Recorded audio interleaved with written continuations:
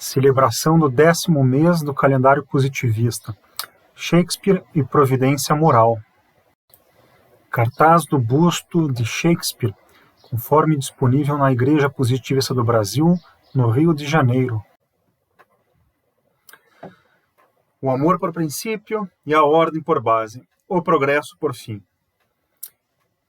Minhas correligionárias, meus correligionários, todos aqueles que têm interesse no positivismo, têm simpatia pelo positivismo, vamos dar início à nossa exposição, à nossa celebração do 10º mês do calendário positivista. É o mês dedicado a Shakespeare, no calendário concreto, e à mulher, a providência moral, no calendário abstrato. Vamos lá, então. Começando pelo mês de Shakespeare, né, pelo calendário concreto, considerando que nós estamos no ano de 2020, que é um ano bissexto, Shakespeare começa em 9 de setembro e vai até 6 de outubro. Ele representa o drama moderno. Bem, essa representação do drama moderno, né, nós temos considerado também que é o terceiro mês da modernidade, não é? No calendário concreto, que é o calendário histórico, né? Nós temos o primeiro mês, que é Moisés, a teocracia antiga, depois a antiguidade, com 4 meses, depois 2 meses da transição católico-feudal, e aí os 6 meses da modernidade, os 6 meses. Esses 6 meses são Dante, que já passou, Gutenberg, que já passou, Shakespeare, que é o presente mês, e aí os últimos 3, Descartes, Frederico II e Bichat. Então nós estamos no mês de Shakespeare. O drama moderno integra, juntamente com Dante, que é a epopeia moderna, a arte moderna. Então, na modernidade, nós temos 2 meses dedicados à arte. 2 meses. São 49 nomes. De acordo com o Frederick Harrison, o Harrison era um positivista inglês, né, da segunda metade do século XIX, os meses de Dante e Shakespeare têm que ser considerados em conjunto, porque os dois apresentam aspectos da arte, da idealização da realidade, da idealização afetiva que podem nos indicar, que nos indicam os rumos que se devem seguir na realidade, na atividade prática, não é? E também nas reflexões intelectuais. Esses 49 nomes, né, essa grande quantidade de tipos artísticos, ela é devida à ampliação de possibilidades, de temas e de técnicas artísticas. Nós temos, então, aí, nesses 2 meses, nós temos pintores, nós temos escultores, temos literatos, inúmeros literatos, a maior parte, né? Escritores de poesia, de prosa, de teatro. Nós temos músicos também, não é? Então, a quantidade de possibilidades estéticas é maior também, porque em relação à antiguidade, muita coisa se perdeu, não é? Do século XIX, quando Augusto Conte elaborou o calendário histórico, para cá, muita coisa se descobriu, ou por outra, quando Augusto Conte elaborou o calendário histórico, muita coisa não se conhecia. Por exemplo, da música da Grécia Antiga, conhece-se bastante pouco, e as interpretações são muito são tentativas, são palpites que a gente faz da música da Grécia Antiga. Então, é uma música que também não nos toca atualmente, literalmente não nos toca, né? Então, a arte da modernidade é uma arte que nos inspira muito mais, e nós temos conhecimento dessa arte na modernidade. Então, a quantidade de técnicas, de artes, de expressões, os temas também, as variedades, tudo isso implica uma grande quantidade de tipos a serem comemorados. Por isso, 2 meses, né, para a arte moderna, com Dante e com Shakespeare. É necessário nós notarmos uma coisa, todavia, um fator que é sociológico, mas é moral, da maior importância. Na antiguidade, a produção estética ela se dirigia a sociedades que eram mais homogêneas e que se desenvolveram de maneira mais orgânica, não apenas em termos sociológicos, né, das relações sociais, mas em termos das reflexões intelectuais e morais. Então, a arte espelhava, refletia sobre uma realidade que era mais homogênea, que era mais orgânica. Então, em relação àquele momento histórico, aquela fase histórica, a arte antiga atingiu uma perfeição maior. O progresso deu-se de maneira mais clara, mais evidente. Né? O progresso é o desenvolvimento da ordem correspondente. Como aquela ordem era mais estável na antiguidade, não é? O progresso deu-se de maneira mais coerente, mais clara. Em contraposição, a modernidade consiste, não é, na destruição sistemática dos valores antigos, não é, e na reconstituição de novos valores, aos trancos e barrancos. Augusto Comte dizia isso no século XIX e hoje no século XXI, e isso ainda se verifica, né, largamente. Né? Muitos dos valores, muito da produção artística contemporânea é crítica no sentido de destrutiva, destruidora. Em muitos casos isso é necessário mesmo. Né? Nós temos que realmente criticar e destruir valores antigos, mas nessa crítica não se propõe nada. E quando se propõe, há uma acusação implícita ou explícita de conservadorismo, porque a afirmação de valores pressupõe uma estabilidade, e a crítica, enfim, que era instabilidade. Então é uma situação muito problemática. Bem, é necessário ver também, não é, que a transição da modernidade, essa crítica ela é necessária. É necessária porque as concepções absolutistas da realidade estão sendo paulatinamente sendo substituídas pelas concepções relativistas e, em particular, humanistas. É uma mudança brutal, gigantesca, é a mudança mais radical porque o ser humano já passou nessa a substituição do absolutismo filosófico para o relativismo filosófico. E o relativismo tendo o ser humano como centro, como foco. Né? Então, é a mudança das sínteses objetivas e absolutas pela síntese relativa e subjetiva humanista. Essa mudança é profunda e nós, como eu comentei, nós estamos ainda muito engajados, vivendo um período de crítica necessária, né, aos valores antigos, né, que são absolutistas e são não humanistas, né? Estamos transitando lentamente aos trancos e barrancos, infelizmente aos trancos e barrancos, para a síntese subjetiva, relativa, humanista. Bem, considerando essa transição, a arte, né, que idealiza a realidade e idealiza uma realidade social e, em particular, deve ou deveria inspirar os bons sentimentos ou altruísmo, ela fica perdida, não é?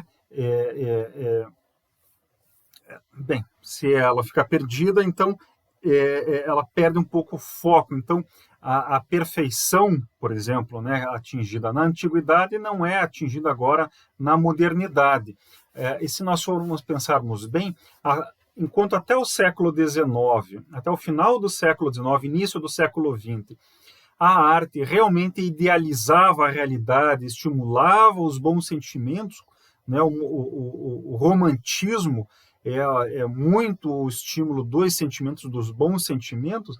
Após o romantismo, a partir do século XX, a arte moderna, chamada arte moderna, o modernismo, né? A partir das décadas de 10, 20, se nós considerarmos a pintura, a escultura, até a música e até a literatura, na verdade, né? Elas rejeitam o papel de idealização da realidade e, enfim, se transformam em exercícios intelectuais, meramente intelectuais, de experimentação. Então a arte perde muito o seu foco mesmo no século XX, não é?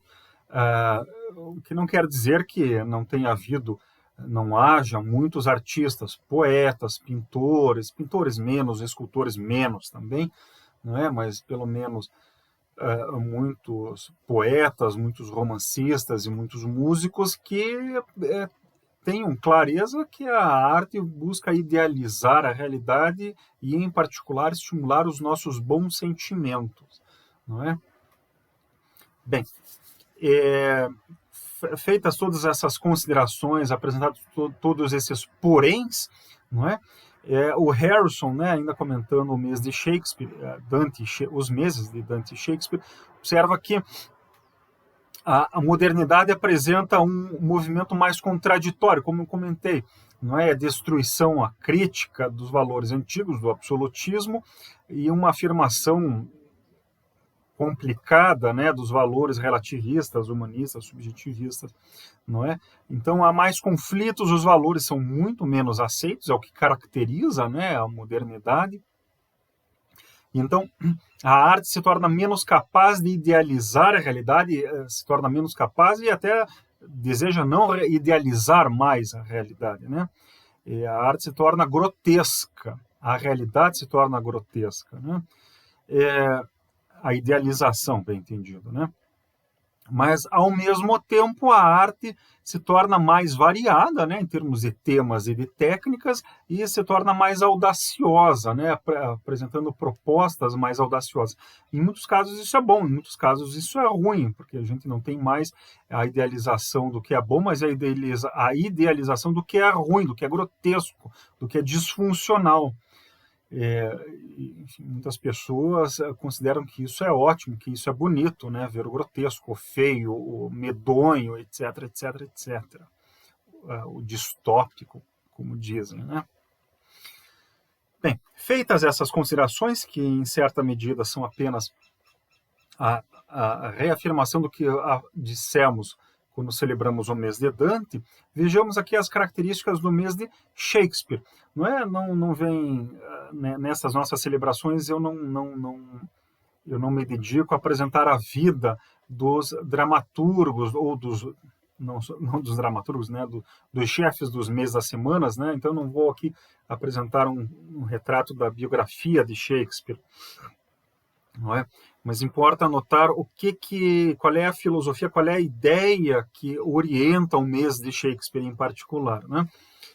Ele representa as obras literárias e artísticas, né, que retratam a variedade de costumes e de tipos humanos. Então, são a variedade de costumes, de hábitos, da vida cotidiana. Então, também a variedade de tipos humanos. Aqui se trata menos de idealizar diretamente a realidade, como em Dante, né? Dante idealiza a realidade de maneira muito clara na sua comédia, não é? Mas aqui é mais apresentar o que é o ser humano, concretamente, né? Com diferentes graus de idealização, diferentes graus de profundidade. Shakespeare é exemplar nesse sentido, né? As suas peças, né, mostram o ser humano nas mais variadas situações. Então, ele apresenta a variedade do ser humano, apresenta os costumes, os usos e assim por diante. Vale lembrar, de qualquer maneira, que Shakespeare é considerado o maior autor da língua inglesa. Há alguns autores, como o crítico literário Harold Bloom, que diz que ele é o cânone do Ocidente, ele é a figura literária mais importante do Ocidente. Eu acho isso exagero, acho que Dante é mais importante, né? O Harold Bloom fala isso porque ele é norte-americano, puxa a sardinha para o lado da literatura anglo-saxã. Eu acho que Dante é muito maior que Shakespeare, não que Shakespeare seja pequeno ou pouca coisa, né? Mas, enfim, eu quero comentar aqui, realmente Shakespeare é um dos grandes autores universais, não é? Do Ocidente, indiscutivelmente, mas também universais. As 4 semanas no mês de Shakespeare têm por chefes Calderon de la Barca, Corneille, Molière e Mozart. Não é? Caldeirão de la Barca reúne os dramaturgos, né, os escritores de peças de teatro, os dramaturgos moralistas, aqueles que apresentam valores morais com muita clareza, e os dramas morais envolvidos nisso. Né? Caldeirão de la Barca era espanhol. Corneille, né, autor francês, não é? Reúne também dramaturgos, mas dramaturgos com um viés mais histórico, não é? Peças históricas, com dramas históricos. Às vezes são dramas morais, mas que se passam em momentos históricos específicos da realidade. Por exemplo, o Cid, de Corneille, é famosíssimo, né? Il Cid, né? Molière, também francês, representa as obras em prosa, isto é, os romances, especialmente aqueles que expõem os costumes, além de obras satíricas e obras de comédia. Né? Então, a sátira e a comédia, a sátira em particular, são obras moralistas, a sátira é sempre moralista, né? Expõe o ridículo das situações. As comédias querem nos fazer rir, por simplesmente nos divertem. A sátira nos diverte, mas tem um caráter moral muito pronunciado, né? Além disso, há os romances de costumes, né? Harry Fielding, autor do Tom Jones, que é divertidíssimo, o Vigário de Wakefield, agora não me vem à mente o autor do Vigário de Wakefield, mas também é um romance de costumes da Inglaterra do final do século XVIII, divertidíssimo, né? São obras muito agradáveis. E Mozart, né? Que reúne aí os músicos, música orquestral, né, e uma música que aí também se alia ao drama, né, a música que se alia ao drama, e alguns se considerava muito as óperas, não é? Há muitos autores de óperas nessa semana, mas a música orquestral, música sacra, ou música orquestral de caráter lírico, pura e simplesmente. Podemos pensar aí em Beethoven, né? Agora nós estamos na década de Beethoven, entre o centenário, Sesc centenário de nascimento e de morte dele, né? Se nós pensarmos na nona sinfonia de Beethoven, no 4º movimento da nona sinfonia, né? Que é a Ode à Alegria, enfim, é a idealização apaixonada da realidade humana, não é? Beethoven representa muito bem o espírito da arte para o positivismo. Nós também temos, na semana de Mozart, nós temos Rossini, né, que foi autor de óperas bufas, né? Óperas bufas são óperas cômicas, né? E as aberturas das óperas de Rossini são famosíssimas, como Guilherme Tell, Sherazade, a Rapariga Ladra, são divertidíssimas, são muito bonitas mesmo. Então, sem contar que Mozart é um autor excepcional, não é? Então, é uma semana realmente agradável, realmente interessante. Bem, assim como comentamos no mês de Dante, faremos referência aqui ao Triângulo dos Poetas, né? Augusto Conte inclui, não poderia deixar de inclui Shakespeare no Triângulo dos Poetas, né? Que é essa pequena elaboração, né? Esta pequena elaboração gráfica, né? Com os poetas. Shakespeare está aqui, né? Dante está aqui. Seriam os grandes poetas do Ocidente, né? São 8, 12, 13 grandes poetas, né? Shakespeare, evidentemente, incluído. Bem, faremos uma pequena pausa, encerramos aqui, né, a comemoração de Shakespeare, né, do calendário concreto, e faremos uma pausa, daqui a pouquinho retornaremos com a celebração do mês do calendário abstrato, que é a Providência Moral, dedicado às mulheres. Já voltamos. Bem, retomamos aqui a nossa exposição. Vamos nos dedicar agora a celebrar, a comemorar e a comentar o mês da providência moral das mulheres. Em primeiro lugar, esse mês é o 10º mês do calendário abstrato e, celebrando a mulher, ele também celebra, ele se refere à providência moral do ser humano. Vejam só, essa providência moral, que é corporificada nas mulheres, é a primeira das funções normais do positivismo. As funções normais são aquelas funções sociais desempenhadas por alguns grupos, né, por grupos específicos na sociedade. Se a providência moral é a primeira, né, há uma série delas. São 4 para o positivismo. As demais, na ordem que são celebradas no calendário positivista abstrato, são o sacerdócio, que é a providência intelectual da sociedade, o patriciado, que é a providência material da sociedade, e, por fim, o proletariado, que é a providência geral da sociedade. Eu não vou comentar cada uma dessas outras 3 providências, porque eu faloei nos meses respectivos, ou seja, nos próximos meses. A providência moral, ela tem uma característica fundamental. Aliás, vejam, não é por acaso que Augusto Comte fala da providência moral em primeiro lugar, porque ela de longe é a mais importante.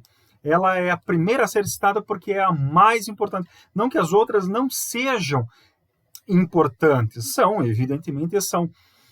Mas a providência moral é a primeira em termos ordinais e cardinais. É a que vem antes de todas e é a mais importante.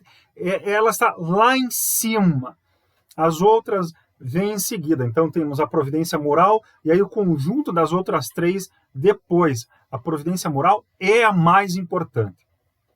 Bem, ela é mais importante porque ela consiste no conjunto das pessoas, nos grupos sociais, que nos lembram continuamente que o objetivo do ser humano é ser altruísta, que a felicidade humana consiste em ser altruísta e que é necessário haver um órgão, alguém, algum grupo que nos lembre a todos nós, seres humanos, homens e mulheres, idosos, adultos e crianças, que o ser humano é um ser altruísta, que é necessário o altruísmo para regular, disciplinar, orientar, limitar o egoísmo.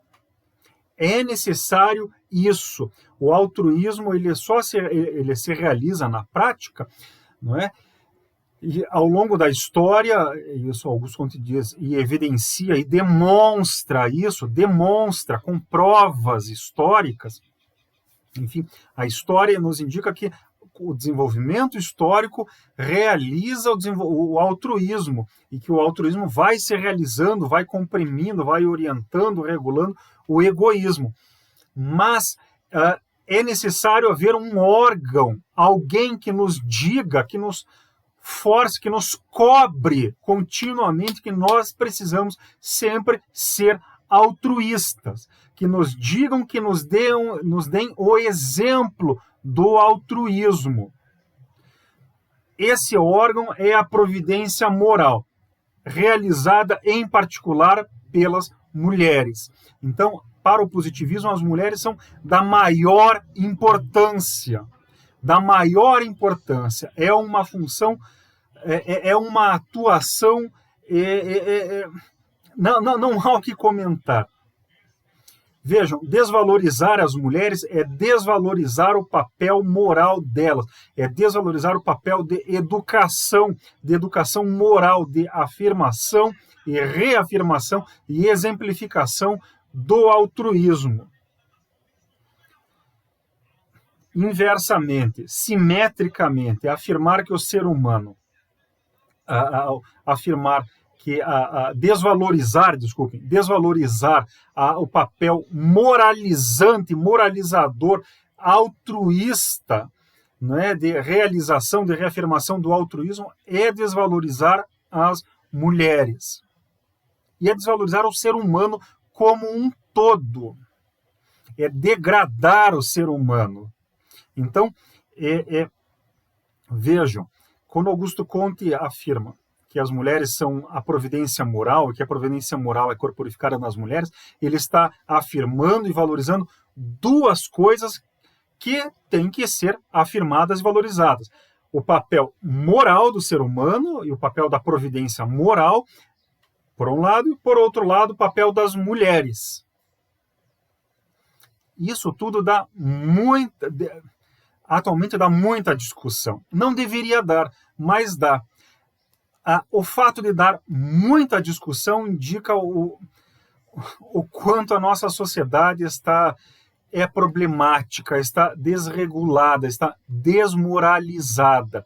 Na parte anterior desta exposição, nós comentamos que a nossa época é uma época crítica, que a modernidade se caracteriza pela crítica, pela transição de valores. Bem, os problemas, as discussões vinculadas à providência moral e à atuação das mulheres, nesse sentido específico, evidenciam o quanto a nossa época é uma época crítica, de transição e de crise de valores.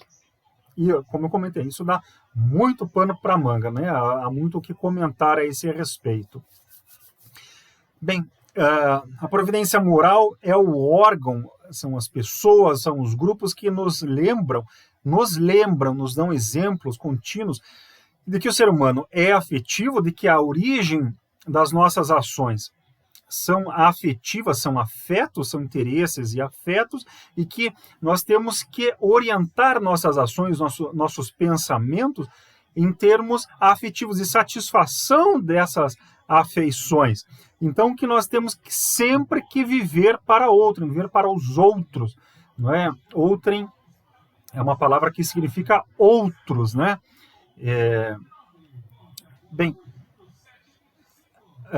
Temos que sempre que ser altruístas. Está passando um carro de som aqui, eu vou parar um pouquinho, só retomando aqui a exposição, né?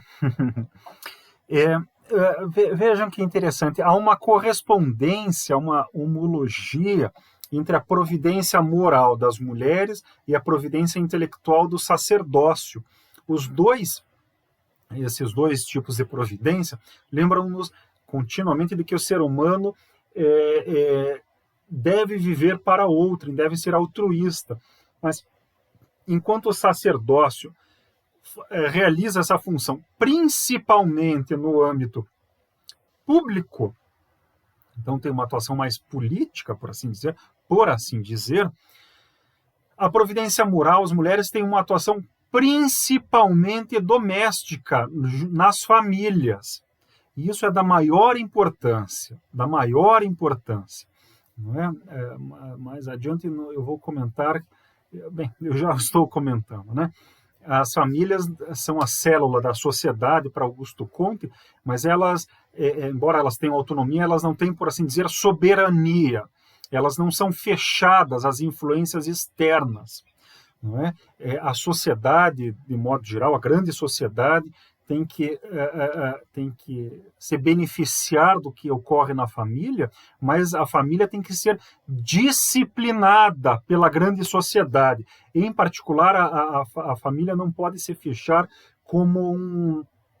não se pode fechar em si mesma, rejeitando as preocupações sociais, políticas mais amplas, e não pode se fechar as mudanças sociais mais amplas que a sociedade maior imprime à família. Então, a família é a base da sociedade, mas não é todo poderosa e não pode ser surda, cega, não pode ter ódio das mudanças sociais mais amplas. Então, a sociedade maior, a sociedade política, por assim dizer, tem que disciplinar a família. E a família, sendo a base da sociedade, tem que moralizar os seus membros, não é? No sentido de torná-los mais altruístas, de torná-los e mantê-los sempre altruístas.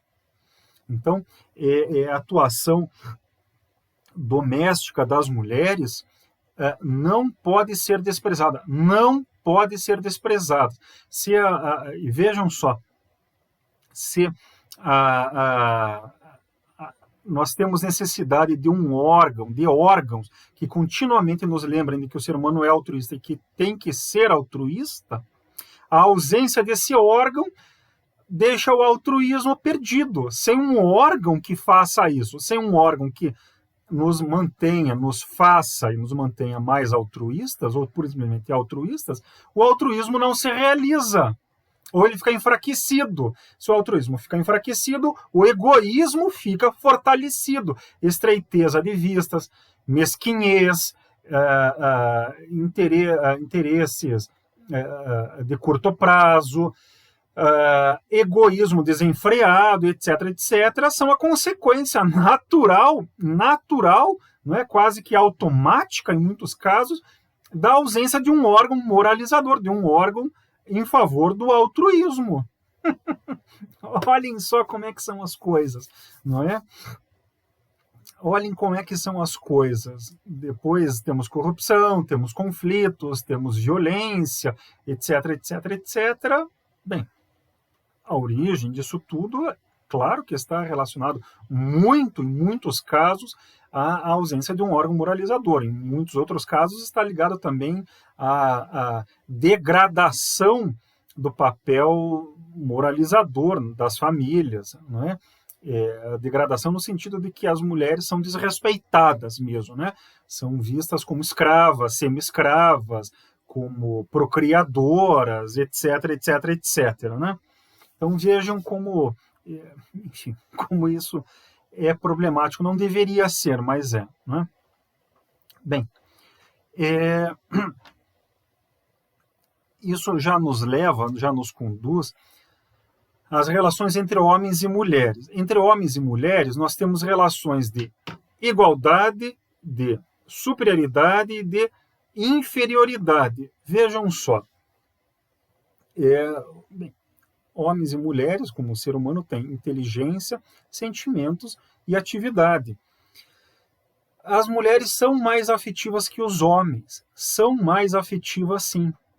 Bem, as mulheres sendo mais afetivas, isso não quer dizer que elas são burras, ou são mais burras, ou que são menos inteligentes que os homens. Quer dizer que elas são mais afetivas. Por outro lado, quer dizer que os homens são mais brutos que as mulheres. Bem,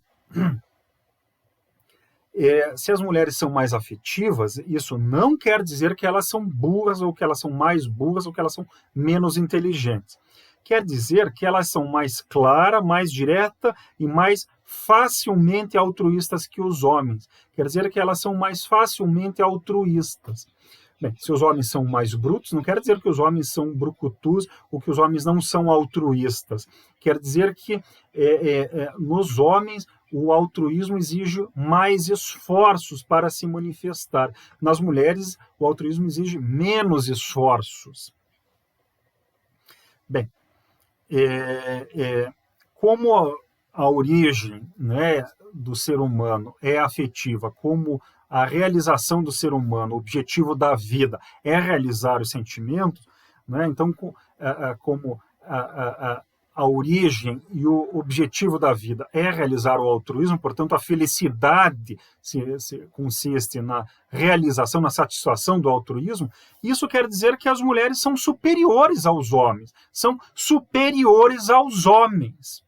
porque elas são mais facilmente altruístas.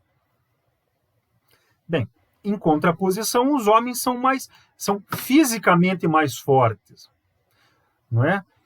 Bem, essa maior força física dos homens implica que são mais dificilmente tornados altruístas. Não é impossível, não é difícil, não é radicalmente difícil. Quer dizer que é necessário um maior esforço para o homem, em contraposição às mulheres, ser mais altruístas. Bem, outras contraposições entre homens e mulheres, em termos de igualdade e desigualdade, assim por diante, está em relação ao tipo de inteligência mais própria aos homens e mais própria às mulheres. Vejam, tipos de inteligência. Quando a gente fala em tipos de inteligência, nós estamos pressupondo que a inteligência não é homogênea, não há uma única inteligência. Há variedades de inteligência, há variedades de entendimento da realidade. Bem, variedades de tipos da realidade. As mulheres são mais sintéticas, elas percebem o conjunto do fenômeno e observam os seres, né, as pessoas,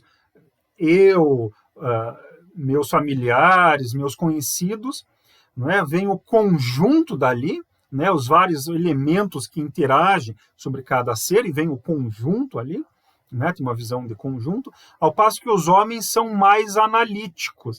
Eles percebem os detalhes, veem cada um dos elementos. O homem tem uma visão que destrincha mais cada ser, né, as pessoas, os objetos e assim por diante.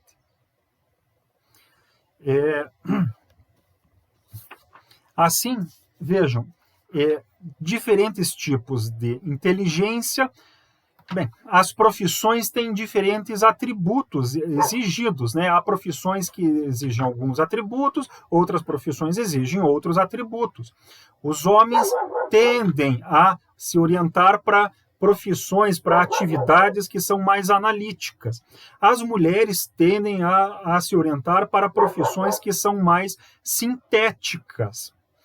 Bem, profissões mais sintéticas são aquelas profissões que têm um caráter mais educativo. Então, as mulheres têm um caráter que vão mais para a educação. Não por acaso, as mulheres tendem a ir, por exemplo, para a psicologia, tendem a ir mais para a psicologia, para a pedagogia, serem mais cuidadoras, serem mais professoras. Os homens são mais analíticos, então eles tendem a preferir, por exemplo, as ciências exatas. Tendem a preferir as ciências exatas. Por quê? Porque essa é uma área mais analítica. Isso não quer dizer que as mulheres não possam ir para as ciências exatas. Não quer dizer que os homens não possam ir para as funções mais pedagógicas, mais sintéticas. Há uma tendência que leva alguns para um lado e algumas para outro lado. É uma tendência, não é uma proibição, não é uma sentença. Não são tabus. Não é? Em particular, essas diferenças não devem ser vistas como motivo de competição e de proibição, devem ser vistas como complementaridades. Isso é um ponto fundamental. Nas discussões que nós temos atualmente, né, nas discussões políticas, sociais, morais, não se vê essas diferenças como algo positivo, como fontes de complementaridade. Vê-se essas diferenças como fonte de competição, como fonte de proibição e de perda. Como fonte de perda para alguns grupos de alguma coisa e de outros grupos de outras coisas. Não, os seres humanos são diferentes e essas diferentes são positivas e elas são fontes de complementaridade. Bem, então, quando Augusto Comte fala que as mulheres têm um papel mais moral, mais educador, e que a atuação dela se dá mais na família, isso não deve ser entendido como as mulheres sendo as rainhas do lar ou como as escravas do homem no âmbito doméstico, como escravas particulares. Devem ser vistas como, vejam, como o positivismo é contra não é contra a teologia, né? É a favor da superação da teologia. O positivismo é contra a monarquia, em particular nos dias atuais, mas de qualquer maneira, em termos históricos, é a favor da superação da monarquia. Mas vamos pegar essa expressão rainhas do lar. A rainha é quem manda. Então, se é para usar essa expressão rainhas do lar, é para entender as mulheres como as rainhas, aquelas que mandam na família, aquelas que dão os parâmetros, aquelas que devem ser ouvidas, devem ser valorizadas, devem ser respeitadas. Devem ser ouvidas, respeitadas, valorizadas. As mulheres não são escravas, não são servas, etc, etc, etc. As mulheres não são objetos de propriedade do homem. Essa distinção, essa valorização na família, isso é algo importante. Em particular, quando nós falamos antes que a sociedade maior deve disciplinar e corrigir os desvios próprios da família, no que se refere às mulheres, isso em particular deve ser notado. A mulher não é escrava do homem, não deve ser desprezada, desrespeitada, não deve ser proibida de sair de casa, não deve ser proibida de tomar decisões, de decidir o que vai fazer da vida. Mas, por outro lado, isso não significa que a mulher deva desprezar o homem, né? Deva dizer que o homem é inferior, ou que o homem não presta, ou que uma conversa entre homens e mulheres deve ser impossível. Não é? Então, deve haver essa valorização do papel educativo das mulheres. Mas, claro, as mulheres têm que ter um papel educativo de verdade. Não é também, não é porque não é apenas porque a mulher que ela vai ser moralizadora, né? Ela deve se moralizar, ela deve ser mais altruísta, ela deve reconhecer o que é altruísmo e deve orientar a própria ação, os próprios sentimentos para o altruísmo. Ela deve fazer esse esforço sobre si mesma em favor dos demais. Não é? Então, se ela tem esse papel de moralização, ela deve se moralizar para poder moralizar os demais. Bem, vejam só. Estamos aqui falando em valorizar as mulheres. É importante lembrar o seguinte, que a teologia, com raras exceções, são exceções, né? A teologia, de modo geral, desvaloriza as mulheres. Não é? As mulheres são feitas objeto são a causa da degradação do ser humano exclusivamente aí o homem. Não é? A mulher causou a perdição do ser humano, é a origem do sofrimento humano, e vejam, a origem em particular do trabalho, da obrigação de ter que trabalhar. Então, há lendas teológicas, né, relatos teológicos que de uma vez desvalorizam a mulher e desvalorizam o trabalho. Então, a situação ideal para as teologias é que a mulher seja submetida totalmente ao homem e que o ser humano, o homem, não trabalhe. É exatamente o contrário do que deve acontecer. A mulher deve ser valorizada, respeitada, e o trabalho é a fonte de respeito, de valorização, de dignificação do ser humano. Por outro lado, a metafísica é uma versão corrompida, degradada da teologia, e a metafísica tem um papel de crítica, de desfazimento da teologia. Então, não é em todos os casos, né? Depende de cada metafísica em particular, né? Mas, no que se refere a essa concepção teológica das mulheres, a metafísica atual, diga-se de passagem, a metafísica atual busca desfazer, criticar a teologia e querendo criticar a subordinação indigna, a subordinação servil, escravista da mulher, afirma que homens e mulheres são iguais pura e simplesmente, ou são iguais pura e simplesmente e não há diferenças, né? E essas diferenças, se existirem, devem ser combatidas pura e simplesmente de maneira radical, ou então a metafísica afirma que as mulheres são superiores ao homem, o homem é inferior e ponto final. Que, enfim, decreta que o homem é sempre inferior ou que o homem sempre escraviza e, enfim, acaba com qualquer possibilidade de discussão. Então, vejam, a teologia subordina a mulher de maneira degradante e a teologia, querendo acabar com essa degradação, afirma que ou é tudo igual e ponto final, e, portanto, não tem mais discussão, não tem mais conversa, não tem exame racional e altruísta, ou que o homem é inferior, em particular o homem é inferior, por isso quer escravizar a mulher. Isso tudo gera dificuldades para lidar com o ser humano. E essas duas concepções, seja a teológica, seja a metafísica, rejeitam a concepção de que a mulher é moralmente superior ao homem, rejeita a concepção de que há diferentes tipos de inteligência, de que a mulher é mais sintética, de que o homem é mais analítico, e, enfim, são concepções que degradam as duas, né, a teologia e a metafísica, degradam homens e mulheres, degradam o homem porque o homem vira um brucutu e degrada a mulher porque a mulher está sempre em competição com o homem. Então, é necessário nós termos uma visão mais altruísta, por um lado, mais altruísta e, por outro lado, mais científica das relações entre homens e mulheres, da constituição de homens e mulheres. Então, o positivismo valoriza fortemente a mulher. Ser a providência moral, como eu observei antes, é motivo de grande valorização e é a providência mais importante para o ser humano. É aquele órgão que nos moraliza continuamente.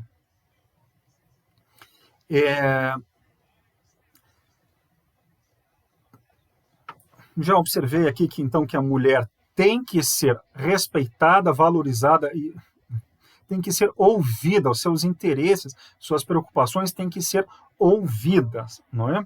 E se o âmbito da atuação da mulher é a família, e a família é a célula da sociedade, a família não pode ser um espaço fechado, impermeável, inatacável, indiscutível, em que o homem escraviza a mulher e a mulher vira uma pequena escrava do homem e dos seus senhorzinhos, não é? Bem, todos os meses nos calendários positivistas tem 4 semanas, né? Cada semana com 7 dias, e cada semana é dedicada a um aspecto, né? Se o mês da providência moral é o da providência moral, suas 4 semanas são dedicadas aos 4 órgãos que, no âmbito de cada família, atuam efetivamente como moralizadoras, né? A mãe, que aí representaria a veneração, não é, do inferior ao superior. A mãe é percebida como superior, naturalmente, né? A esposa, que é o apego à relação entre iguais, não é? A filha, não é, que é a bondade, né, que é o altruísmo, o amor universal, o altruísmo na sua versão mais pura, né, que é do superior em relação ao inferior, e a irmã, que é uma outra forma de apego, né, que é uma relação mais horizontal também. As mulheres, além de serem celebradas num mês próprio a elas, né, que é o mês da providência moral no positivismo, elas são celebradas pelo menos em 2 outras ocasiões. Em pelo menos 3 ocasiões. O primeiro mês do ano, no calendário abstrato, é um mês dedicado à humanidade, à nossa deusa, não é? O nosso grande ser, que é representada por uma mulher, não é? Essa mulher tem as feições de nossa cofundadora, né, de Clotilde de Vaux. É uma mulher na faixa dos 30 anos, segurando em seu colo um filho, uma criança, né, recém-nascida. Então, é a humanidade, a mulher carregando o futuro, não é? Gerando, cuidando, preparando o futuro. Então, o primeiro mês no calendário concreto, abstrato, é a humanidade. Essa é a primeira outra ocasião que nós celebramos as mulheres. A segunda ocasião é o primeiro dia do ano, que é a Festa Geral da Humanidade, a maior festa do positivismo, não é? Então nós temos um mês dedicado à humanidade, e aí nós temos um dia, em particular um dia que seria o dia 1º de Moisés, ou 1º de janeiro, que é a Festa Geral da Humanidade, não é? Aqui no Brasil, pelo menos, o Ano Novo é o Congraçamento Geral dos Povos. Isso é uma forma suavizada, bem diluída, de valorizar a humanidade. Aqui no Brasil, não por acaso, a Confraternização Universal é o título que a Igreja Católica aceitou depois de 1930, aceitou para manter a Festa Geral da Humanidade, que foi instituída pelos positivistas assim que foi proclamada a República em 1889. E o terceiro momento em que as mulheres são valorizadas no calendário positivista, além do mês da providência moral, é nos anos bissextos.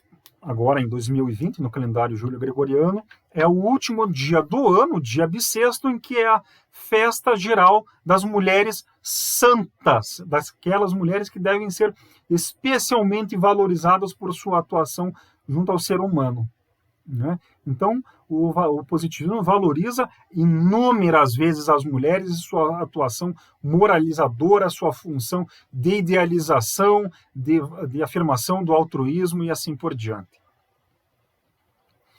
Afirmamos aqui, lembramos que o grão-ser do positivismo, o grão-ser, a nossa maior idealização é feminina, não é?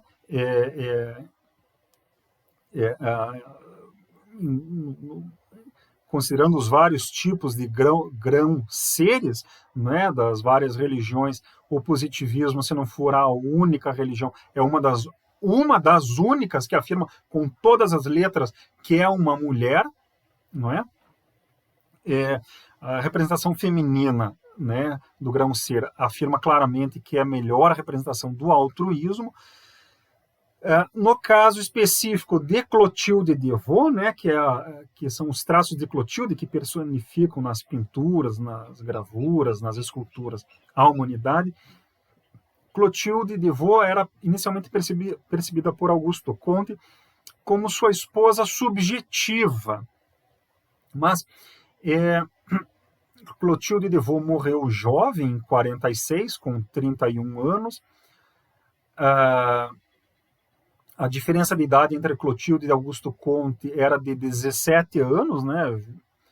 Era meia geração já, e à medida que o tempo foi passando, Clotilde morreu bem antes de Augusto Comte, à medida que o tempo foi passando, essa visão de esposa foi se dissolvendo, tornando-se cada vez mais a visão de filha para Augusto Comte. Então, o sentimento de apego que ele tinha para Clotilde foi se transformando paulatinamente num sentimento de bondade, de puro amor em relação à filha, não é? Augusto Comte morreu em 1857, então a diferença de idade de Augusto Comte e Clotilde, que era de 17 anos, passou para 28 anos, bem mais que uma geração, né? 28 anos era plenamente já uma filha, né? E para concluir aqui, na vida de Augusto Comte, ele valorizava 3 tipos femininos: a mãe, né, a veneração, que era Rosália Boyer, né, a esposa, que seria o apego, inicialmente Clotilde, né, a esposa subjetiva, cada vez mais subjetiva, cada vez mais claramente subjetiva, Clotilde, e a filha, né, a bondade, primeiro Sofia Tomás, que era a empregada doméstica dele, vivia na casa de Augusto Comte, né, residia lá, e foi adotada por Augusto Comte como filha mesmo, e depois, à medida que o tempo foi passando, também Clotilde de Devaux, com a bondade. Então, uma valorização clara. Augusto Comte realizou, né, o máximo que pôde transformar, né, lograr Clotilde de Devaux em particular, mas também Rosália Boyer, sua mãe, Sofia Tomás, sua filha adotiva, como fontes de moralização. Não é? Eu acho que vale a pena também lembrar que Augusto Comte celebrava um culto íntimo, diário, semanal, mensal e anual de memória de Clotilde de Devaux. Então ele procurava estimular de diferentes maneiras, de se lembrar, e se lembrando ele procurava estimular e reforçar o papel de moralização de Clotilde de Devaux. Clotilde era uma pessoa muito sofrida, né? Foi abandonada por um marido que era criminoso, né? Cometeu fraudes fiscais, fugiu e abandonou a esposa, que se viu forçada a viver na pobreza cada vez mais extrema. Os familiares de Clotilde não a ajudavam, né? Pioravam a situação dela, e isso aí foi aperfeiçoando, forçando o caráter de Clotilde cada vez mais para a abnegação e para o desenvolvimento do altruísmo. E era uma mulher muito inteligente, né? Era literata, era escritora e era muito, muito perspicaz, não é? Embora fosse de família católica, era aquele ela em particular foi se emancipando, né, da teologia, e o convívio com Augusto Comte, em particular no último ano de vida de Clotilde, foi levando-a cada vez mais a emancipação em direção ao positivismo. Então, tudo isso foi aproximando Augusto Comte de Clotilde de Devaux, e isso permitiu Augusto Comte desenvolver seus sentimentos e perceber a importância que os sentimentos têm na nossa vida. Para relembrar esse convívio curto, 1 ano, no máximo 2, entre Comte e Clotilde, ele desenvolvia seu culto íntimo, e o culto visava exatamente a desenvolver o altruísmo. Tinha uma figura excepcional, que era Clotilde, como objeto desse culto.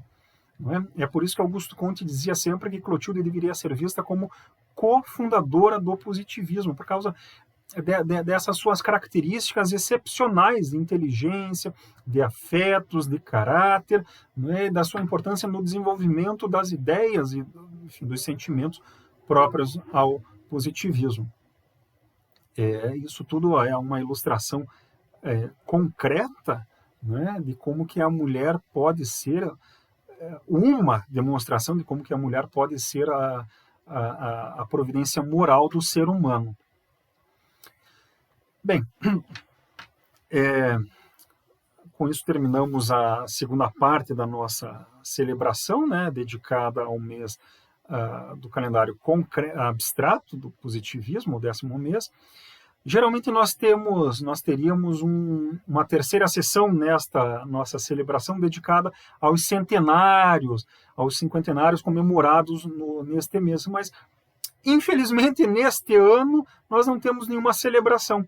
Então, nós encerramos aqui o nosso vídeo. Agradeço imensamente a quem assistiu, a quem ouviu, né, dedicou alguns momentos de sua vida a conhecer um pouco mais o positivismo, a entender um pouco mais o positivismo, e considerando o mês, os meses, né, de Shakespeare e da providência moral. O Shakespeare é um mês da arte, né, e a arte no positivismo visa estimular o altruísmo, e, enfim, a providência moral também, né, o órgão que realiza de maneira direta, imediata, essa moralização.